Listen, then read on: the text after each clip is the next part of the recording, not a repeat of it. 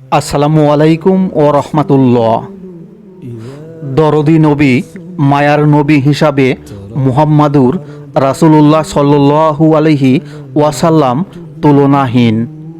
উম্মতের প্রতি প্রিয় নবীর ভালোবাসা পরিমাপ করে শেষ করা যাবে না, যে কারণে মহান আল্লাহ তাআলা এভাবে আয়াত নাজিল করেছেন। নিশ্চয় তোমাদের নিজেদের মধ্য থেকে তোমাদের কাছে একজন রাসূল এসেছেন। তোমাদের জন্য তার মায়া এতই বেশি যে তোমাদেরকে যা কিছু কষ্ট দেয় তা তার কাছে খুবই কষ্টদায়ক। তিনি তোমাদের কল্যাণকামী মুমিনদের প্রতি স্নেহশীল, পরম দয়ালু। সূরা তাওবা আয়াত 128। এ আয়াত থেকে প্রমাণিত হয় প্রিয় নবী সাল্লাল্লাহু আলাইহি ওয়াসাল্লাম মানুষের জন্য কত বেশি দরদি ছিলেন। কেউ কোনো বিষয়ে কষ্ট পেলেই তিনি কষ্ট অনুভব করতেন। আয়াতের ব্যাখ্যায় এভাবে এসেছে, আল্লাহ তাআলা মুমিনদের উপর তার এহসান তথা দয়ামায়া ও ভালোবাসার কিছু বর্ণনা দিয়েছেন।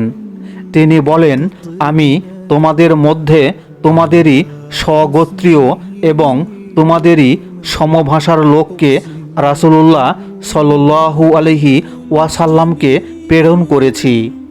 ইবনে কাসির। কুরআনের এ আয়াতটি রাসূলুল্লাহ সাল্লাল্লাহু আলাইহি ওয়াসাল্লাম সম্পর্কে হযরত জাফর ইবনে আবি তালিব রাদিয়াল্লাহু তাআলা আনহু বাদশাহ নাজ্জাশীর দরবারে বলেছিলেন।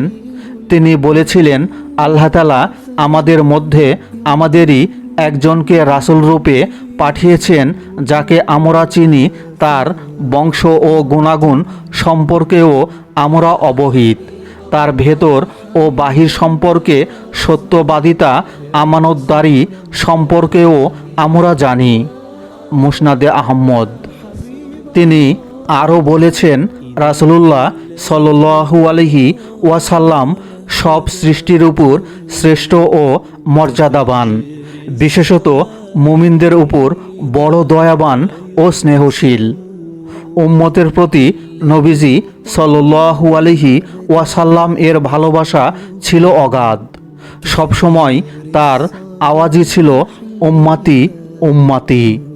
সবসময় তিনি উম্মতের গুনাহ মাপের ক্ষমা প্রার্থনা করতেন। উম্মতের ভালোবাসার নমুনা উঠে এসেছে হাদিসের একাধিক বর্ণনায়। তা হলো, প্রত্যেক নামাজে উম্মতের জন্য দোয়া করতেন প্রিয় নবী সাল্লাল্লাহু আলাইহি ওয়াসাল্লাম। হযরত আয়েশা রাদিয়াল্লাহু তাআলা আনহা বর্ণনা করেন, রাসূলুল্লাহ সাল্লাল্লাহু আলাইহি ওয়াসাল্লাম এর অন্তর প্রসন্ন দেখলে আমি বলতাম, হে আল্লাহর রাসূল, আপনি আমার জন্য দোয়া করুন। তিনি বলতেন, হে আল্লাহ, আপনি আয়েশার আগের ও পরের গোপন ও প্রকাশ্যর সব গুনাহ ক্ষমা করুন। রাসূলুল্লাহ সাল্লাল্লাহু আলাইহি ওয়াসাল্লাম এর দোয়া শুনে আয়েশা রাদিয়াল্লাহু তাআলা আনহা হেসে নিজের কোলে মাথা নিচু করে ফেলতেন। তার হাসিমাখা মুখ দেখে রাসূলুল্লাহ সাল্লাল্লাহু আলাইহি ওয়াসাল্লাম বলতেন, আমার দোয়াতে কি তুমি আনন্দিত হয়েছ? হযরত আয়েশা রাদিয়াল্লাহু তাআলা আনহা বলতেন, হে আল্লাহর রাসূল, এটা কেমন কথা, আপনার দোয়ায় আমি আনন্দিত হব না? তখন রাসূলুল্লাহ সাল্লাল্লাহু আলাইহি ওয়াসাল্লাম বলতেন, আল্লাহর শপথ, এভাবেই আমি প্রত্যেক নামাজের পর আমার উম্মতের জন্য আমি দোয়া করি। ইবনে হিব্বান। রাসূলুল্লাহ সাল্লাল্লাহু আলাইহি ওয়াসাল্লাম উম্মতের প্রতি বিশেষ দয়াশীল ছিলেন।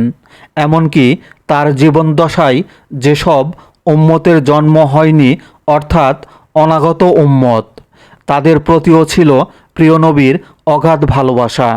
কেননা তারা না দেখেই প্রিয় নবীর রেসালাতের স্বীকৃতি দেবে। রাসূলুল্লাহ সাল্লাল্লাহু আলাইহি ওয়াসাল্লাম উম্মতের জন্য আল্লাহর সন্তুষ্টি পেতে আলাদা পশু কোরবানি করতেন। এ ছিল উম্মতের জন্য রাসূলুল্লাহ সাল্লাল্লাহু আলাইহি ওয়াসাল্লাম এর ভালোবাসা। হাদিসে এসেছে, হজরত আবু রাফে রাদিয়াল্লাহু তাআলা আনহু বর্ণনা করেন, রাসূলুল্লাহ সাল্লাল্লাহু আলাইহি ওয়াসাল্লাম কোরবানির সময় 2টি মোটাতাজা শিং বিশিষ্ট দুম্বা ক্রয় করতেন, নামাজ আদায় করে খুতবা দিতেন। এরপর তিনি নামাজের স্থানে দাঁড়িয়ে থাকতেই একটি দুম্বা নিয়ে আসা হতো। তা তিনি নিজ হাতে কোরবানি করতেন আর বলতেন, হে আল্লাহ, এটা আমার পুরো উম্মতের পক্ষ থেকে, যারা আপনার তাওহীদের সাক্ষ্য দিয়েছে এবং আমার রেসালাত পৌঁছে দেওয়ার সাক্ষ্য দিয়েছে। মুসনাদে আহমদ। সুতরাং আমাদের একটি লক্ষ্য হবে কোরআন সুন্নাহর উপর আমল করে রাসূলের ভালোবাসা অর্জন করা। মহান আল্লাহ তাআলা মুসলিম উম্মাহকে প্রিয় নবী সাল্লাল্লাহু আলাইহি ওয়াসাল্লাম এর আদর্শ অনুসরণ ও অনুকরণ করে সঠিক আশেকে রাসূল হওয়ার তৌফিক দান করুন। আমিন।